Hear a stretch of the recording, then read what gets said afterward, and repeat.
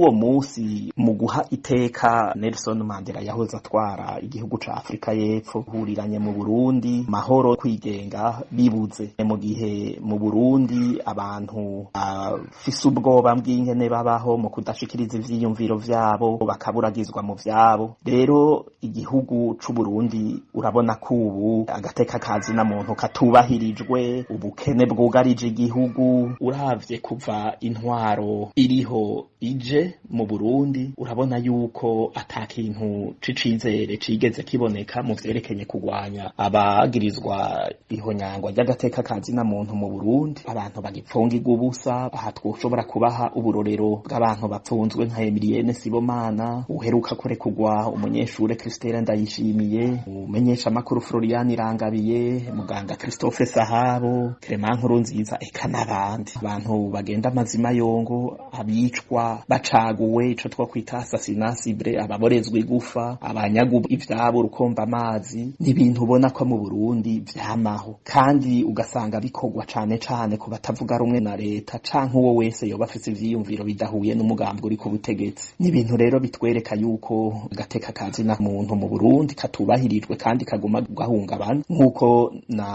rapporteur spécial ku Burundi yabishikirije itariki 6 z'ukwindwi muri uno mwaka. Butungane butigenga bukoreshwa mu gufata no mu gupfungira ubusa abo bose batavuga rumwe na leta. Rero muri Kavibe ico tuvuga nuko hama havugwa amajambo meza yo kugwanya ivyo vyose agateka kazi na muntu ngo kubahirizwe canke ubutungane bukore, ariko bigaherera mu majambo. Tukabona yuko ukudahana ari byinshi cane mu gihugu c'u Burundi, uhereye no kubatwara hagirizwa sesagurwa ry'itunga rya leta, mu mbonera kure zirigwa zirica abantu zagirizwa mabi y'agahomera bunwa, eka n'abantu bari mu nzego z'umutekano. Muri Kavibe tuvuga yuko tugumye twuguruye imiryango kuri uwo wese yoza twituye kugira tumushikiririze amadosiye yiwe mu masentare mpuzamakungu mpanavyaha, kandi duhamagarira abarundi kuguma badoma ko rutoka ivyo vyose bitagenda, tugahumuriza imiryango ko butungane buzoteba bukaganza, kuko ivyaha vyakozwe kuri bo n'ivyaha bitagirirwa ikigongwe bidahanagurwa ikigongwe.